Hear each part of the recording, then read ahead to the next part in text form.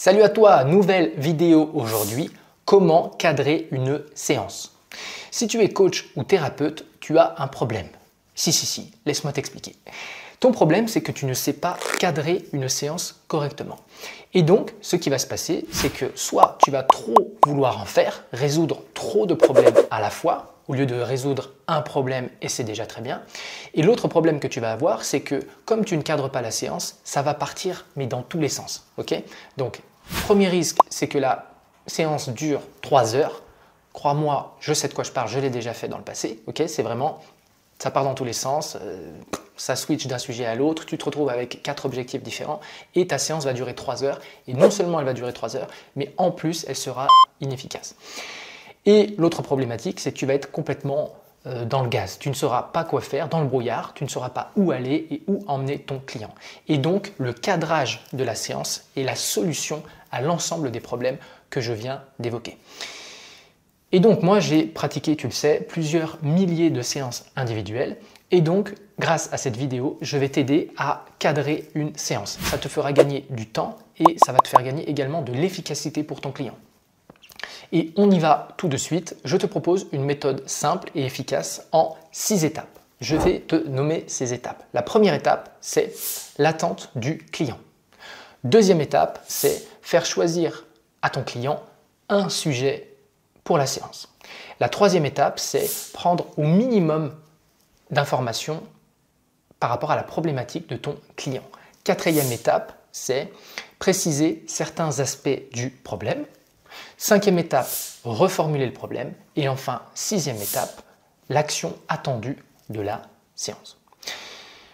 Et on y va pour la première phase, l'attente du client. Tu vas pouvoir utiliser quelques phrases simples mais très efficaces. Une de ces phrases, c'est « Qu'est-ce que vous attendez de moi dans cette séance ?» Autre phrase, c'est « Comment est-ce que je peux vous aider aujourd'hui ?»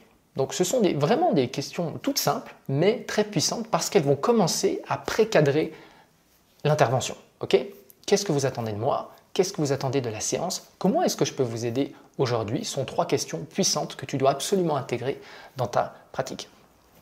Et donc au début, ce qui se passe, c'est que tu n'es pas Madame Irma, tu n'as pas de boule de cristal, tu ne sais pas quel est le problème de la personne. Qu'est-ce qu'elle se dit dans sa tête? Qu'est-ce qu'elle imagine dans sa tête? Quelle est la situation? Quelles sont ses émotions? Tu ne sais rien du tout. Donc tout est, on va dire, encapsulé dans la tête de ton client et tu dois absolument, via ton phrasé, commencer à comprendre la situation. Donc la première étape, c'est simplement comprendre que tu dois faire sortir la problématique de la tête de ton client pour la poser entre guillemets sur la table et donc la question « Comment est-ce que je peux vous aider aujourd'hui ?» va commencer à cadrer. Et là, par exemple, la personne va te dire « Alors en fait, j'aimerais mincir, puis en fait, je fume trop, et puis j'ai peur des araignées aussi, puis oh là là, qu'est-ce que je procrastine ?» En général, très souvent, les gens qui viennent, alors surtout en thérapie, en coaching, au coaching aussi, les gens vont arriver avec une liste. Okay, ils n'ont pas un problème, enfin c'est rare. Souvent, ils arrivent avec 2, 3, 4, 5 problèmes. Et là, comme ils sont chargés depuis longtemps, ils vont te balancer la liste de leurs problèmes. Ils ont peur des araignées, ils procrastinent, ils bouffent, ils grignotent, ils n'arrivent pas à prendre de décision, bref. Et donc, ils arrivent et ils te balancent tout ça au visage, ensuite te regardant comme le messie en mode « Alors, vous pouvez m'aider ?» Et donc la solution, tu le sais, je sais que tu n'as pas envie de l'entendre, mais évidemment que non, tu ne peux pas régler 5 problématiques. Ce qui nous amène à la phase numéro 2. Tu vas forcer ton client à choisir un sujet. Alors, je te déconseille très fortement que ce soit toi qui choisisses le sujet, vraiment. Il faut que tu poses des questions pour que ton client se positionne, que ce soit lui-même qui choisisse le sujet. Et donc, je vais te donner encore une petite astuce. Tu vas reformuler, tu vas dire, écoutez, j'ai bien compris que vous avez peur des araignées, que vous procrastinez, que vous voulez mincir, que vous n'arrivez pas à prendre de décision. Ok, mais du coup, vous comprenez bien que là, vous croyez vraiment qu'on peut résoudre tout ça en une séance? T'attends et évidemment, d'elle-même, la personne va dire « Non, c'est peut-être un peu ambitieux. » Évidemment que c'est ambitieux, tu ne vas pas régler tout d'un coup, ça n'a aucun sens. Et donc du coup, tu vas dire « Bon, parmi tout ça, parmi tous ces problèmes, lequel est le plus important ?» Ok. Autre phrase, parmi ces problématiques, laquelle vous pollue le plus? Parmi ces problématiques, laquelle vous voulez résoudre en premier? Ok, donc encore 3 phrases, tu pourras faire pause et les réécouter et les noter bien pour les avoir en dispo. Ok, parmi ces 4 problématiques, laquelle vous pénalise le plus, laquelle vous pourrit la vie le plus, laquelle vous voulez régler en premier. Et à partir de là, tu vas commencer à faire sélectionner la personne. Alors, certaines personnes vont être en souffrance, elles vont être là, genre, oh mon Dieu, mais ok, mais peu importe, tu ne lâches pas le steak, il faut absolument que la personne se positionne. Tant qu'elle ne te dit pas un sujet, tu ne bronches pas. Parce que sinon, si dans le lot des problématiques, ton client a un problème de décision, en fait, si c'est toi qui choisis, ça ne fait que aggraver son problème de décision. Donc voilà pour la deuxième partie. On arrive à la troisième partie, prendre un minimum d'informations sur la problématique. Alors évidemment, certaines problématiques, là c'est une simplification dans cette capsule, certaines problématiques demandent une grande anamnèse parce que très compliqué, parce que éventuellement des dangers, bon bref. Donc en fonction du sujet qui sont amenés, évidemment tu vas plus ou moins rallonger ton anamnèse. Mais là, on le fait de manière dynamique, donc prendre minimum d'informations sur le problème. Là, je vais encore te donner quelques phrases clés très puissantes.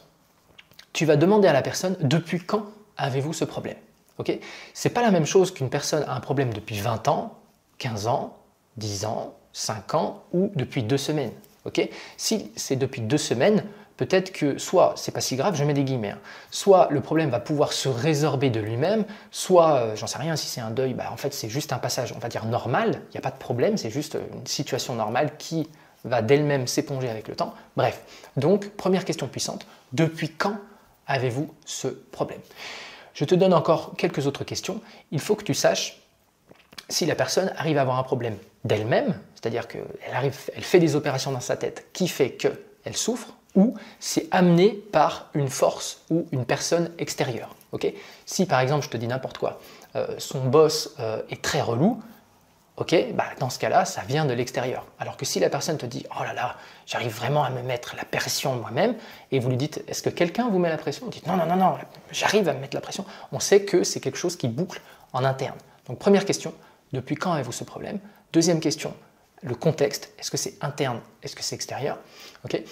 Et tu peux aller, évidemment, ce n'est pas le sujet de cette vidéo, mais chercher également des déclencheurs. Okay. Qu'est-ce qui déclenche la problématique? Est-ce que c'est une horaire particulière? Est-ce que c'est une personne particulière? Est-ce que c'est quelque chose que la personne voit, entend?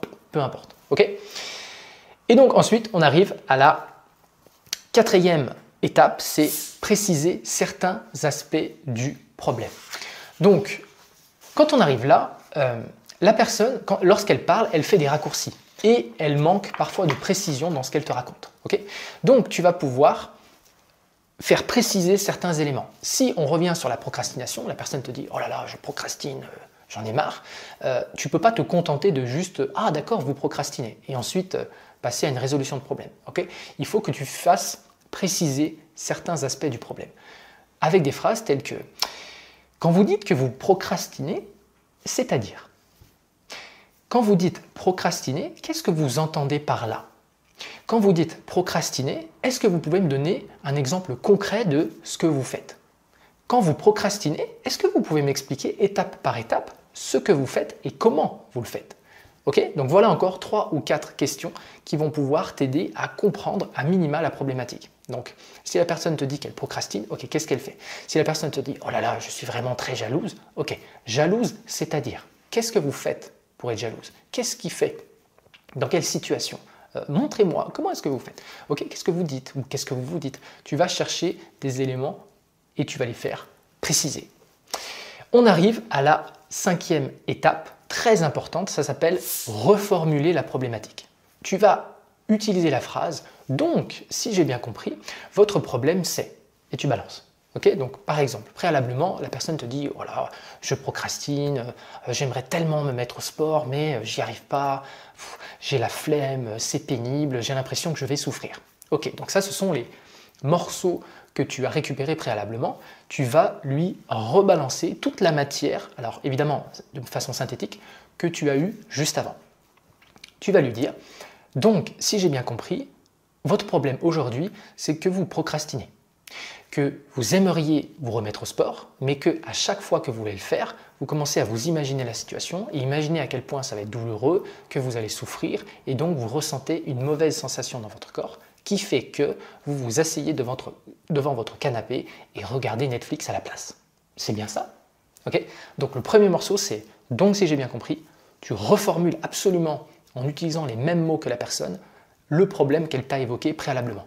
Alors, tu vas me dire, oui, mais c'est débile, on lui redit ce qu'elle a dit. Oui, tu vas le faire pour 2 raisons principales. La première, c'est pour être certain que tu as bien compris la problématique. Si jamais ton anamnèse, ta prise d'information ou que tu t'es perdu en route n'a pas été fait correctement, ça veut dire que tu vas paumer des morceaux et que lorsque tu vas reformuler, peut-être que ce n'est pas du tout ça le problème. Si la personne dit non, non, non, elle va repréciser certains éléments du problème ou carrément elle va te dire non, mais ce n'est pas du tout ça. En fait, le problème c'est. Donc cette phase-là, elle est fondamentale. Donc, si j'ai bien compris, votre problème c'est. Et si jamais tu as tapé dans le mille, la personne va écarquiller les yeux, ses yeux vont briller, elle va hocher de la tête, elle va dire oui, c'est exactement ça. Et une fois que tu as ça, ça y est, tu as récupéré les informations, cristallisé, redonné pour vérification la problématique et tu peux passer à l'étape numéro 6. L'étape numéro 6, c'est tu vas reposer la question du début. Ok, avec tout ce qu'on s'est dit depuis le début, qu'est-ce que vous voulez faire là dans cette séance? Comment est-ce que je peux vous aider dans cette séance? Avec tout ce qu'on a dit, qu'est-ce qu'on fait là maintenant? Et tu vas me dire, c'est bizarre, on repose la même question. Eh bien oui, on repose la même question, mais avec une foule d'informations sur la problématique. Et donc, c'est ça qui fait la différence. Ok?